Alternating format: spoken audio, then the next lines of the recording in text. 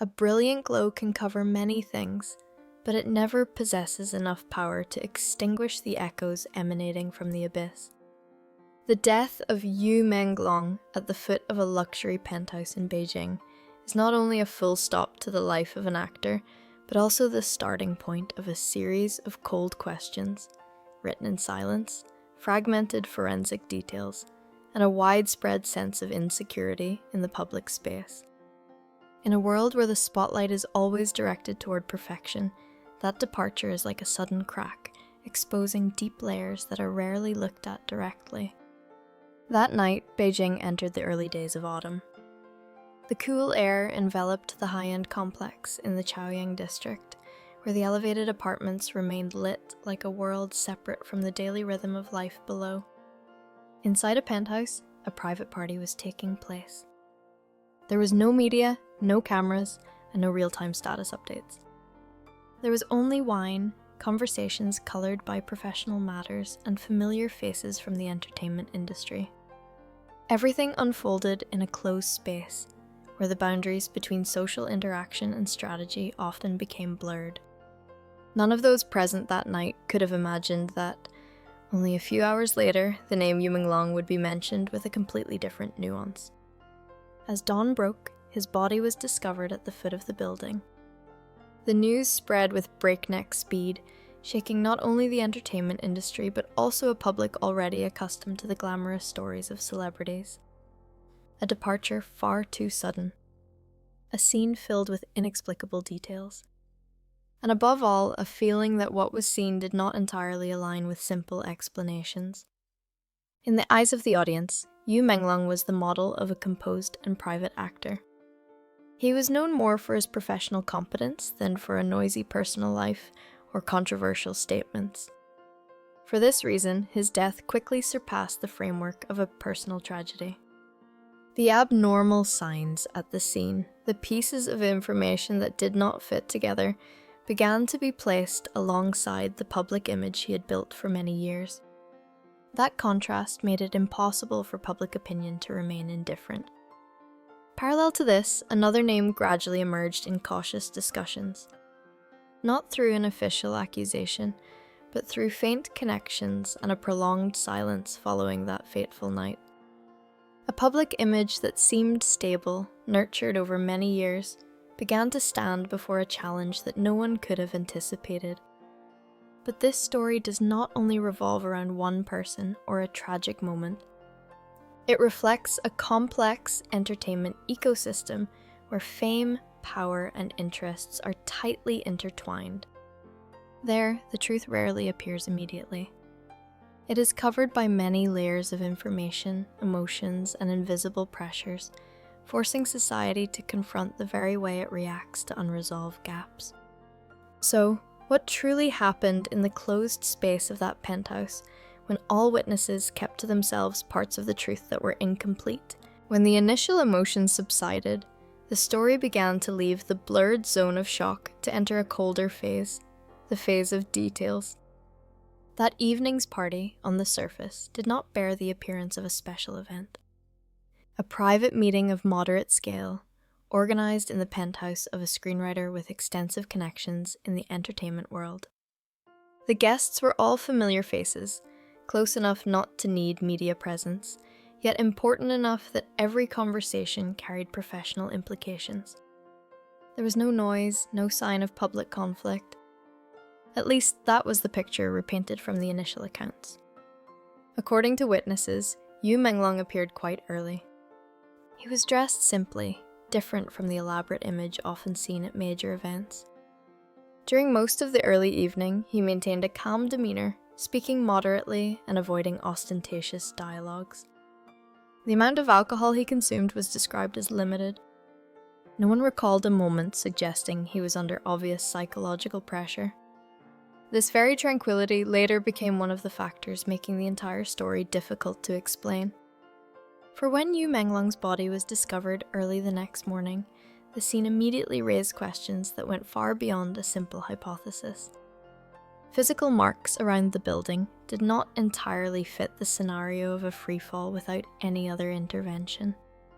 Scratches appearing on the wall surface, located at uneven heights, suggested the possibility of contact during the fall, or perhaps even before. For investigators, this was a detail that could not be ignored, because in normal circumstances, a human body rarely leaves such marks without a strong reflex or a struggle. Inside the apartment identified as the starting point, the details made the picture even more complex. The curtains near the window area showed signs of being cut in a straight line, neat and clear. This was not the type of damage typically seen from weather or wear and tear over time. More notably, the outer surface of the curtains was almost free of dust, in contrast to other apartments in the same building, which had been subjected to the Beijing autumn winds for weeks. This difference led to the hypothesis that the window area had been used or tampered with very shortly before the incident occurred. Questions continued to arise when the examination of the victim's personal belongings revealed details inconsistent with his daily life image. 2 luxury watches found in Yu Menglong's pocket quickly became a focus of discussion. According to those close to him, he did not have the habit of using luxury goods, nor was he known as a collector of expensive items.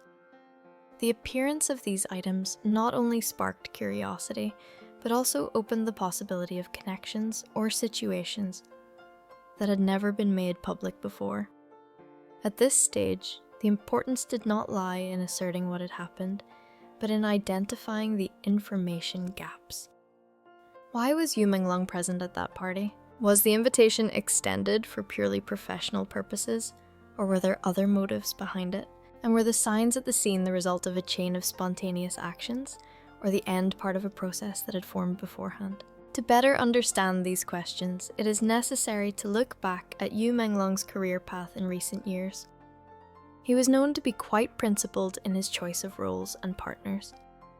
In an industry where compromise is sometimes seen as a condition for survival, this attitude made him both respected and at risk of becoming an outlier. His career did not explode in the manner of top stars, but it did not completely fade away either. He existed in an intermediate position, famous enough to be noticed, but not too closely tied to major power networks. It was this middle position that led some observers to hypothesize that the party that evening might not have been merely a social gathering. In the entertainment industry, important offers rarely appear in official meetings. They are often extended in private spaces where pressure is applied more subtly. Yu Menglong's appearance at the penthouse, from this viewpoint, could have been the result of an invitation that was more strategic than accidental. Of course, every hypothesis at this stage needs to be approached with maximum caution. There is no public evidence showing that he was involved in a serious conflict. But the very lack of clear information is what prevents the public from stopping their questioning. When small details cannot be fitted together, the human psychology tends to search for a larger picture where every piece seems explainable. From here, the story began to transcend the framework of a personal tragedy. It touched upon broader issues, the way power operates in closed spaces, the way a public image can cover complex relationships, and the way a human being can become the center of a crisis in just a few short hours. Yu Menglong, with a career that did not entirely belong to any faction, seemed to be standing in a position more sensitive than many imagined. Within only a few hours after the information regarding Yu Menglong's death was confirmed, the story moved from the scope of a closed investigation straight into the public space. Brief news reports appeared continuously, overlapping updates on social media, and unofficial analyses were quickly shared at a speed far exceeding the capacity for verification. In that context, every small detail, even if not fully confirmed, could become fuel for a prolonged debate. What is noteworthy is that the spread of information did not follow the rhythm of the investigative agencies. While official conclusions had not yet formed, public opinion had already begun to construct relatively complete scenarios for itself. Initial forensic information, often appearing only as sources close to the matter, was quickly detached from its professional context and placed side by side as suggestive pieces. an alcohol concentration in the blood higher than normal, traces of a substance with a sedative effect, bruises on the body. For many, the simultaneous appearance of these details seemed to exceed the limits of a single accident. However, parallel to that wave of suspicion, there still existed a stream of opinion calling for restraint. They emphasized that forensic data needs to be read within a holistic analytical framework and only carries value when officially announced. According to this view, speculating too early not only causes harm to the living, but also carries the risk of distorting the process of seeking the truth. Two opposing viewpoints began to form clearly, creating a tense debate space where emotions often overwhelmed caution. At the heart of that media whirlwind, one name was mentioned increasingly often, though without any accompanying legal charges. Her presence at the party that night, indirect accounts from witnesses, and especially the prolonged silence following the incident, caused a public image built over many years to begin facing immense pressure. For a segment of the audience, that silence was interpreted as a suspicious sign. For others, it might have been merely a defensive reaction in a situation beyond an individual's control. The media during this phase acted as a powerful catalyst. Every new article, every segment of commentary contributed to pushing the story further. Old images were unearthed, placed in new contexts, carrying implications that had never existed before. Professional relationships, once considered normal in the industry, were now scrutinized under the light of suspicion. Without an official conclusion, public opinion could still create complete stories within the collective imagination. The consequences appeared almost immediately. Several projects involving this actress were postponed indefinitely. Brands that had previously collaborated quickly removed related images without providing detailed explanations. Broadcasting platforms began to review their content catalogs. Though there were no public statements regarding the cause, this chain of actions sent a clear message about the sensitivity of the incident in the commercial and entertainment environment. In that world, the safety of the image is often placed before the wait for the truth. For the public, those moves were interpreted in many different ways. Some saw this as the inevitable consequence of public pressure, where businesses are forced to react quickly to protect their interests. Others considered it a sign that behind the story, there were factors the public was not yet aware of. In both cases, the boundary between information and speculation became increasingly fragile, and each new reaction continued to feed the spiral of suspicion. It is noteworthy that while some individuals faced increasing pressure, others involved in the party gradually disappeared from the public space. No statements, no new images, no efforts to explain. This absence, though it could stem from many personal or legal reasons, still contributed to thickening the gloomy atmosphere surrounding the story. When an incident lacks direct voices, that void usually does not exist for long. It is quickly filled with assumptions. The media avalanche, at this point, did not only affect specific individuals. It raised a larger question about how modern society handles events that have not yet reached a conclusion. In the digital age, the delay of an official investigation is often not enough to prevent a wave of collective judgment. Every social media user, whether unintentionally or intentionally, can become a link in the process of shaping public opinion where emotions are shared faster than responsibility. The story of Yu Menglong, therefore, has transcended the scope of a personal tragedy. It has become a test for how the media, the public, and the entertainment industry react to uncertainty. When fame and livelihood can be deeply affected within a few days or even hours, the pressure placed on those at the center of the story becomes harsher than ever. And it is precisely in that context that one detail becomes increasingly hard to ignore.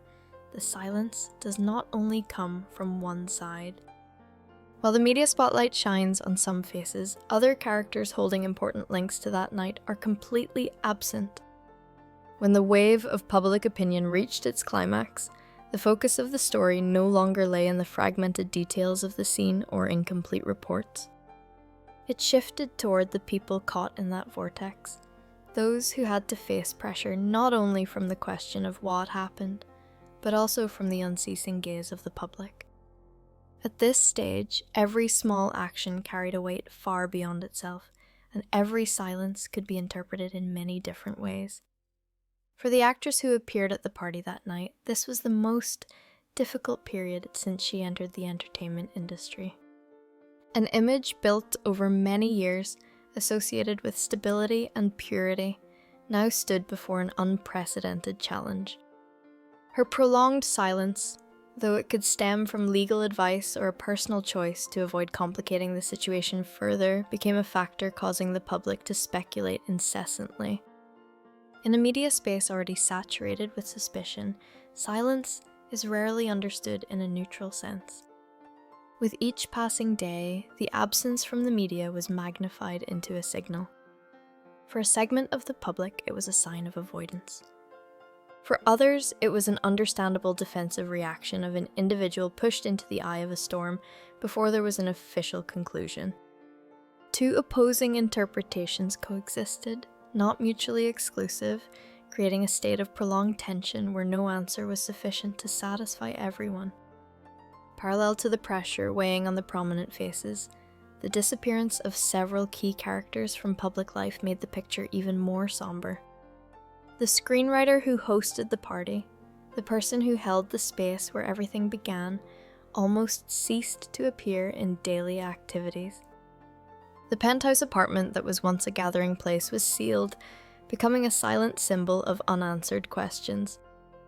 This absence, though it could be related to the investigation process or personal reasons, still left a significant gap in the flow of information. It is precisely those gaps where hypotheses began to form. In online discussions, several possible scenarios were gradually drawn, not as conclusions, but as chains of reasoning based on perception and fragmented data. From this viewpoint, the party was not just a social meeting, but could have been the intersection of many interests. In an environment where important decisions are often made outside official meeting rooms, private spaces can become places where pressure is applied subtly and is hard to trace. At the center of those reasonings, Yu Menglong's image was gradually redefined. Not just an actor who passed away in tragic circumstances, he began to be seen as a symbol of an independent career path. He did not entirely belong to major power networks, nor did he chase explosion at all costs. In an industry where compromise is often seen as a condition for survival, that middle position both brought relative freedom and harbored unpredictable risks. This awareness made the story transcend the scope of a single incident. It became a lens to look back at how power operates in enclosed spaces, how a public image can cover complex relationships, and how an individual can become the center of a crisis in just a few short hours. There was no single moment that decided everything. Instead, everything seemed to be the result of a gradual accumulation, professional pressure, social expectations, and the way the media amplified every unconfirmed detail. The emotional climax of the story did not come from a shocking discovery, but from the cold realization that although information continued to appear, the overall picture remained incomplete. Official reports were awaited, but that waiting took place in a context of ever-increasing pressure. For those involved, each passing day brought the feeling of being constantly scrutinized, where the boundary between private life and public space almost disappeared. At this time, the problem was no longer just about determining what happened on a specific night. It became a broader question about how society confronts uncertainty. When information is incomplete, humans have a tendency to search for a whole story to soothe the sense of insecurity. But those stories, no matter how coherent, still only exist parallel to the unverified truth. And right here, the story touches upon a paradoxical point of enlightenment.